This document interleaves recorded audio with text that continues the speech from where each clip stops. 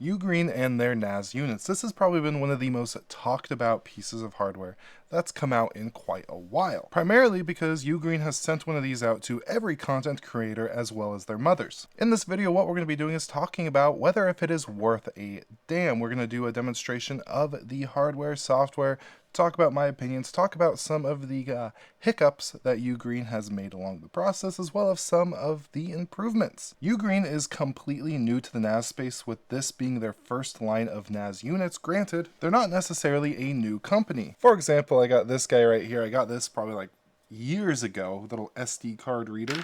But going from something like this to this is a dramatic shift. And the reason why my review has taken much longer than a lot of other content creators is I have actually been using this thing for about a month now, and I've been waiting for some of the really negative things that I had to get fixed, which includes the initial lack of Docker support. It now has Docker, as well as the previous inability to install third-party operating systems on it. That was a big no. And one of the good things about them sending it to everybody for review is everybody hassled them about it and they folded.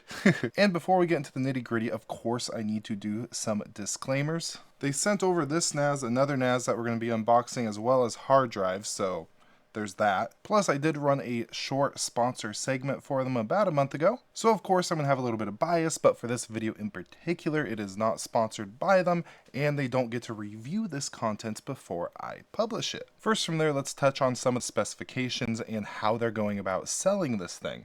These are the specs right here and all of their models. Right here, I have the DXP 4800 Plus, and then right here, we have the DXP 6800 Pro, which we're going to be covering. This 4-bay unit is the one that I have been using. I have yet to unbox that 6-bay unit, but going over here back to the specs. The lower end models are going to ship with the N100. This mid-range plus model is going to have a Intel Pentium Gold 5-core 6 threads, and then everything above that is going to have the same 12th gen Intel i5 processor, which all of these processors are going to be able to handle like hardware acceleration in media streaming pretty well. The two lower end models are going to have eMMC flash storage, and then everything else is going to have the same SSD with 128 gigabytes. I'm not going to go into every single specification now, but you could go ahead and skim this page to see what you need for your use case. Currently, they're selling it on Kickstarter, and initially they were doing a $5 deposit thing, which is another thing they ended up kind of backpedaling on. Over $6 million is crazy that they've raised, but the reason why they've raised so much money is I frankly don't know how good their margins are, at least on these Kickstarter prices. When it comes to price to hardware ratio, you definitely cannot beat what they are now. For example, this 6-bay is $649. It's eventually going to go up to $1,000. And for example, this is the 6-bay NAS from Synology, which I personally love Synology, especially on the software side, in which you are going to be paying for it for considerably weaker hardware. So theoretically, the value proposition is there even with the full pricing that they're going to be coming out with. So with that, what we're going to do is actually unbox this 6-bay unit. Here it is. One thing you will notice, and that many other creators have mentioned, is the packaging is really nice, as well as the build quality itself. Popping this bad boy open, we got a box of accessories there, and then we have the actual NAS unit. Really, that's everything in the box. And before we jump into the NAS, first let's talk about some of these accessories that you're going to be getting. First, of course, we have our manual and warranty, which, I mean, compared to some is actually very informative and helpful. We have a power cable here, and then they go ahead and ship over 2 Ethernet cables. As you can see there, they are category 7. Nice and future-proofing. We have 2 keys here for the front drive bays, and then we have a screwdriver and some additional screws. And then, of course, the star of the show, the actual NAS, and this is a beefy boy. For comparison's sake, this is the 4-bay NAS. They're the same depth, but that's a little size comparison there, and I do absolutely love the build quality. They didn't just copy and paste a lot of the other kind of NAS products that we see on the market. They definitely went with their own spin and twist, and as we go through this and kind of check out the hardware, you're going to see a lot of it's proprietary and branded. So here is the actual front of the unit. So checking out some of the I/O here, one thing I really love about it is the addition of this SD card reader right here.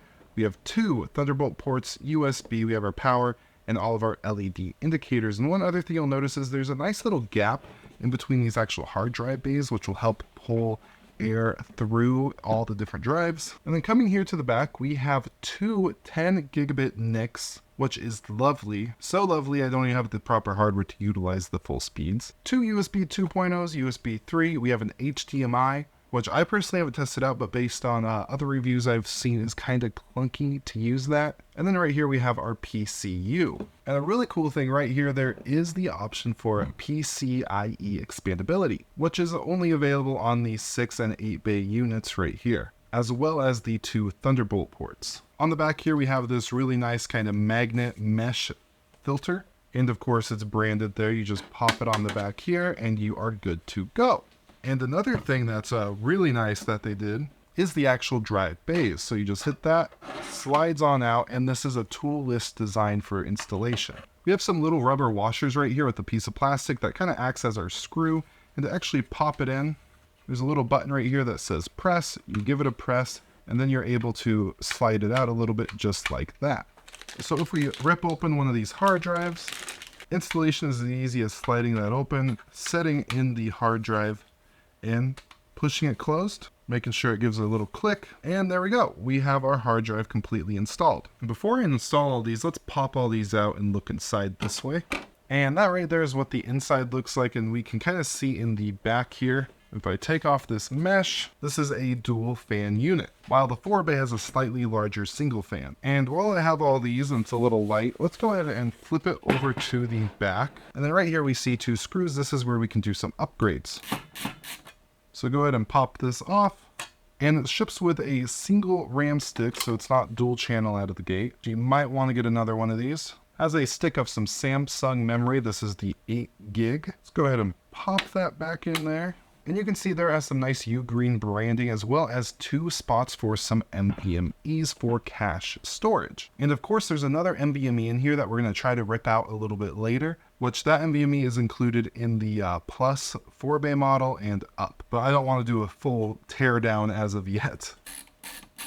So that is a bulk of the hardware, at least some of the front-facing stuff without having to get too deep into the system. So what I'm going to do is install these 4 terabyte bays that they sent over, and then we're going to get into the software side of things. Again, yes, you can now install your own, but a big reason for purchasing a NAS like this and not just building your own, which is a moderately affordable and easy process, is the software that's pre-included. That's one of the reasons why I have a Synology NAS back there, is because of some of the unique software features that it has. All right, so I got all the drives in, and we're going to go ahead and power it up. I do have it plugged into a 2.5 gigabit port, so later on we will be able to do some speed tests with at least that interface. And we're over here on their site. This is what the manual tells me to go to, find ugnas.com. Hey, there it is. We have the DXP 6800 Pro. It is going to be the ending in 10. And here it is in my Omada dashboard. But we are going to go ahead and connect to it, initialize, and go through the initial setup process here. Customize the name a bit. I'm just going to leave it as that for now. I am Brandon. So that is the administration creation. And now here we have the notification, Ulink service, and all that. For now, I'm going to go ahead and skip this. I'm probably just going to end up connecting to it with TwinGate. And for now, I do recommend you probably do this one, honestly. But I'm going to have it just notify me. I'm going to agree to their terms of service. It is in Chinese. We collect and use your information. It's always good to kind of skim through those. Start. And there we go. We have now initialized our service. Of course, let's go ahead and actually do this. Let's enable auto redirect to HTTP. One thing, they make you agree to this every single time. Like, we get it. We only need to agree once.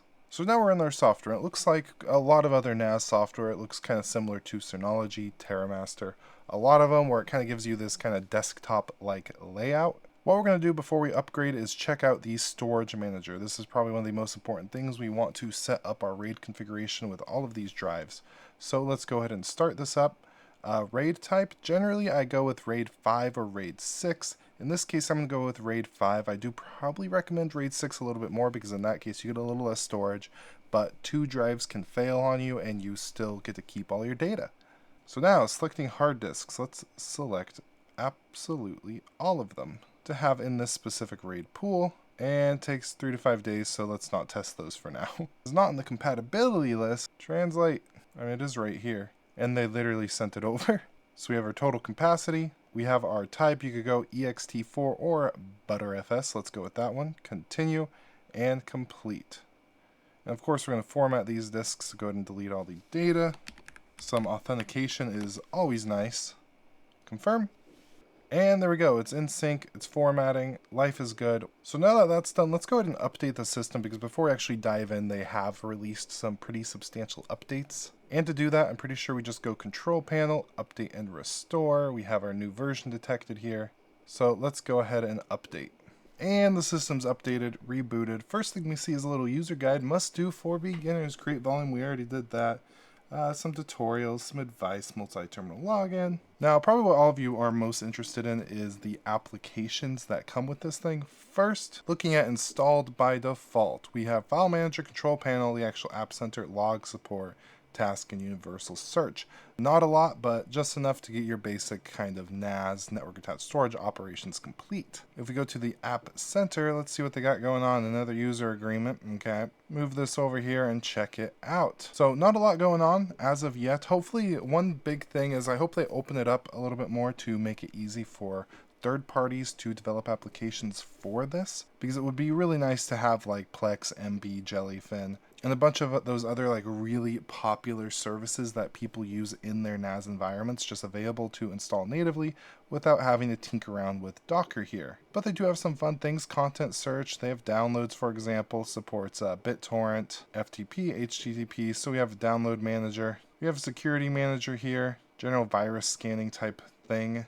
Photos, content search, which is going to be essential for this. Version manager, a text editor. I mean, some really basic stuff here. I'm going to go ahead and install most of these real quick. You have to pick the volume in which it's going to be installed on. It would be cool if these can be installed on the SSD in which the operating system is on. But whatever, let's hit install. Installations are taking a bit longer than I thought they would, so we're going to install Docker and kind of dive into that, because that's the big thing that I was waiting for and that I kind of pushed them on and waited for support. The one thing that's not in here yet, unfortunately, is running virtual machines. They said they're working on a application that will be here natively for that purpose, but we've yet to see that, so I can't really cover that at the moment. Which, I mean, if it's a decent piece of software, it'd be really good to run like some Ubuntu virtual machines in the background, so then you're not dependent on their Docker application, which you're about to see isn't necessarily the best. It's very similar to kind of the Synology UI or Docker implementation. I mean, it looks clean, but it's kind of difficult to use. For example, we have our overview with everything. There's nothing going on because I just got this going. There's no containers. If we go new container, we have from configuration file or manual creation. Now, like from configuration file, I don't know what that means. I haven't found their documentation. It might be Docker Compose, which would be cool, but at the moment I do not know. Or we could do manual creation, and we have to select the image. So let's go over to images. Here they have 7 common images. So we have Jellyfin, Plex, MB transmission. If I go to the image database here, I think this image database, if we click right here, the link is going to be Docker Hub, so that's decent. But let's say we wanted to launch one of these custom images or common images. Let's do a Jellyfin, for example. So, oh, there's a tutorial button. So let's see. Oh, that's just, there's no way.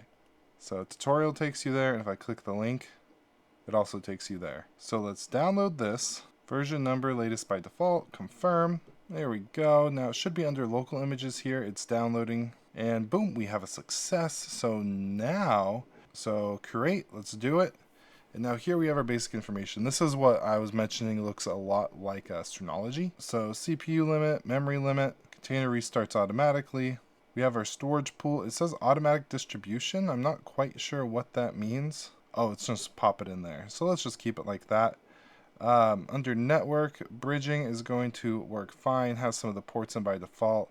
Now advanced, let's see if we have the Intel QuickSync set up. It does not look like we do, so I'm going to try to add that environmental variable. This is going to be devices, and we're going to pop that in there. I might have to tinker around and play with that a little bit later, but other than that, we should be good to go. So let's hit done. And then if we go under container here, we can see it supposedly running. If we go overview, We have our CPU, we have our RAM usage. Looks like we probably need to upgrade the RAM soon. But yeah, we are rocking. Now, can I get some information on this? We have our ports here, which there we go. Welcome to Jellyfin. And that's basically the process of setting up Docker on this at the moment. We also have network over here, so you can add and remove networks. We have a log, so we can see what's going on. And then we have our management tab, which just allows for some file migration. So again, a very Synology-like approach with their Docker application. So from there, let's dive into the control panel real quick and see some of the options we got. We have some simple user management, so you can see my specific user. And if I go to settings, these are the settings for all the users. Give my user specifically a double click. We can change a lot of the information and go over here to permissions and settings and give users specific read, write permissions for the shares that you create. So from there, going over to actual shares, I think that would be under here, file services. These are how you enable the file services to have access throughout your system. So we have WebDAV, a lot of different things. If I enabled SMB to start, let's enable that service and then hit apply. So let's jump into our file manager real quick. I think this is where we're going to go ahead and create our shares. So we have the Docker share, which if we jump in here, we should have a Jellyfin folder. So let's go back. And if we hit this plus here, we can add a new shared folder. For example, I'm just going to call this one data. Let's not give it a usage limit, and let's create it. And give myself full read-write access. Okay. And there we go. So now it should, if I pull this down, go over to other locations, it's going to scan the network. And here we can see the 6800 Pro. So if I open this up, there we go. Go into our data folder. We are going to need to properly log in. Remember forever. Connect. And now if I go ahead and grab something, so like this video recording test I did, paste it on in. There we go. So now if I go over here to data, we should see that file right here. And I believe we have a player built in. So then we could actually see the videos directly through here, which is cool. A lot of other software, you have to download the file to play it, but it's cool that we could preview it through the file manager. And you have a lot of other features that you'd expect. We have some management options. If I go over here to settings, we have some general stuff, functional permissions and speed limits. And then we have some organizational tools. You could add a new network folder if you'd like to, and that's a pretty easy process. Here we have our connection protocols, and I believe my current share is an SMB. There we go. Now it should automatically pull the folders, which it did. So we have data and app data. Data is the big one. We have our folder location here, so you can customize that if you'd like to. So let's connect, and boom, we have our unraid. So if I go in here, we're going to get all kinds of stuff. This is where a bulk of all my stuff is. So now we have direct access with that. We have domain LPAP. We have a terminal here. So let's enable this actually. We want to go ahead and check it out. Let's enable SSH for now and apply that. We do have some advanced settings, which is nice that you can restrict it to the local network. But let's log in. Hey, yes. Ooh, so the back end is just simply Debian. Can I do apt install through here? Sudo. Unknown name or service, but it's still asking for my password. Sudo apt update. Hey, there we go. Now will you add neofetch? Oh! Now if we actually have backend Debian access, that's really cool. I hope this doesn't screw up their UI somehow. Neofetch. This is Debian with the 6.1 kernel. Bunch of packages. We can see the CPU here. RAM usage, absolutely beautiful. And we have some more information on the actual processes here. Index service is taking up the most right now. That's messing with the hard drives. Hardware monitor, Postgres. Ooh, here's some UGREEN. UGREEN App Store, so UGREEN directory. CD2. UGREEN. So this is where all their crap is stored. Interesting. I'm going to have to check this out a little bit more later. Let's cat that compatibility. Oh, they only have one disk listed. Okay. This is beta software. They technically haven't even shipped these to consumers. Hardware and power. One thing that's really nice is being able to turn up and down the fans. So if we go over here to fan setting, we don't have really specific control, but we do have some groups here: default, quiet, and full speed. And then going from there, we have LED indicators, we can set brightnesses, and then the actual buzzers. And I'm not going to get into absolutely everything, time, language, date. And now out of all of these applications, the one that I really want to cover at the moment, because a lot of these are pretty basic when it comes to the functionality, is Photos. Photos is really cool, and it has some kind of quirks. And boom, it's installed. Let's go ahead and open it up. Let's confirm that. Gotta enable our personal folder, of course. User management, me, enable the personal folder. Of course, we're gonna have to put it in this pool, confirm, save, success. So let's go ahead and relaunch Photos right quick. And if we click my little guy and go over here to settings, they have some AI stuff, which is kind of weird. Go to AI. You have to check over here to download the intelligence model, but listen to some of these. First, we have person recognition, which is a pretty basic thing. Automatically recognize people, and then it groups them, and then we can see an example of what it does. Similar duplicate photo recognition, that's very helpful. So then you could go through, and when you spam tap to take a picture of something, you can kind of clean that up a little bit. We have scene and object recognition, so it can actually pinpoint different items and whatnot, which is nice. Like if you search for like receipts, that should work. This is something that I need to test out for sure. We have blurry photo recognition.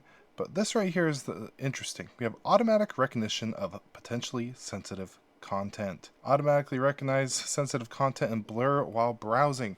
Now, I'm going to have to blur this. If I open it up, you can see it will hide your nudes for you. So if you happen to be scrolling through your photos and you have a spicy picture or two, somebody's looking over your shoulder, they won't see it. This does kind of worry me a little bit. I will verify with them and make sure that everything's done. You do download it, so there shouldn't be anything sent over the internet. But the fact it can find and identify those pictures alone kind of opens up some doors, you know? Then we have pet recognition, recognizing text and photos. You can see there it recognizes both that and the hotel name, allowing for you to find those results in search, which is cool. Now, when it comes to actually taking this thing apart, it's not too difficult, but a little more than I would prefer. First on the back, at least on the 6 baby unit that I tore apart, there are 6 screws, but they have these like rubber gasket things that I needed to pull out with a set of tweezers. So went ahead, pulled all those out, took out all the screws. That allowed me to pop the back off, exposing the double fans. For that, there was 6 more screws to take that out. I could set the fans out, unplug them, and then I could see a little bit more of the system. And then from there, to actually take the shell off, there are 4 additional screws in there that connect the kind of centerpiece to the shell of the thing. So I had to take those out in addition to flipping it over, and on the actual feet of the device there are 4 more screws that also hold the shell to the innards of the NAS. So once all those screws were out, I was able to actually pop out the shell and see a lot more of the inside, including the actual power supply and some more details on that, as well as where the internal SSD is. Something that's a little bit unfortunate is if I wanted to actually switch that out, I have some more things to go ahead and take apart. I'm not actually switching it out right now, so I didn't go ahead and proceed doing that. And within that, if you wanted to actually take it completely apart and access the CPU to like change out thermal paste or something like that, there's a little warranty tag that will void your warranty if you proceed further. So do keep note of that. So went ahead, popped everything back together, and now what I want to do is go ahead and install a new operating system on it, because now it is possible. Do they make it easy? Not really. First, big shout out to 2 guys. Tech, he uploaded a video how to install custom OS on your NAS, which focuses specifically on the UGREEN NAS. I'll link to his video down below, but basically what we needed to do is log into the NAS via SSH, see all of our disks, and then right here, this is the NVMe that we want to install a new operating system on. What we needed to do was make it, basically trick it by changing the EFI file so it doesn't recognize that the operating system is there, so it throws us into our BIOS. And to do that, we had to make the directory NVMe EFI, and then from there we had to mount the actual NVMe to that directory, and then from there we needed to rename the EFI file. We just named it _rename, so then when it boots it doesn't know what to do. From there I rebooted our system, and then just like that we are now in our BIOS for the NAS. Now, probably the most important thing that we need to do is change our watchdog settings. What this does is automatically reboots the system when it doesn't detect the proper operating system on it, like it just did. Watchdog control, let's disable that so it doesn't do the automatic reboot thing every 3 minutes. I'm going to go ahead and plug in my USB. For this kind of test, I went ahead with TrueNAS scale. I'm probably eventually going to put Proxmox on this one, but I only have one license, don't want to buy a new one, and I'm currently using it. So where's that USB? There we go, we plugged it in, so now we're going to go ahead and save and reset. Right there, save changes and reset. Yes. The USB is going to be the only device, so it should just recognize it and boot into the installation of TrueNAS. There we go, beautiful, let's do it. So let's just run through the installation process. This isn't a TrueNAS guide, but it is a pretty straightforward process. We're going to be installing to this NVMe. Continue. We're going to go with that administrative user. There we go. Give it a nice, strong, complicated, and secure password. And sure, let's create our swap. And we're booting in. Let's go. I can't see a damn thing. Oh, what's the IP? I can't see that. Is that 41? Okay. 41. TrueNAS. Let's go ahead and log in here. And we're in. Look at that. Let's head over to storage and make sure all of our disks are showing up here. And there they are. We can see the 3.64 terabyte disks. So there we go. That is my review of the NAS. I didn't go over a lot of things. I didn't go over like power consumption. I didn't do the hardware acceleration test. And that's because there are so many videos and people that did it better than me. So I'll be linking to those videos down below if you're looking for some specific testing. But with all that, their Kickstarter, I think from when I upload this, has a couple days left. So if you want to kind of get the silly low prices, now's your opportunity. Otherwise, you can just wait for it to be like normally publicly available on like Amazon or whatever. So with all that, I do hope you have an absolutely beautiful day and goodbye.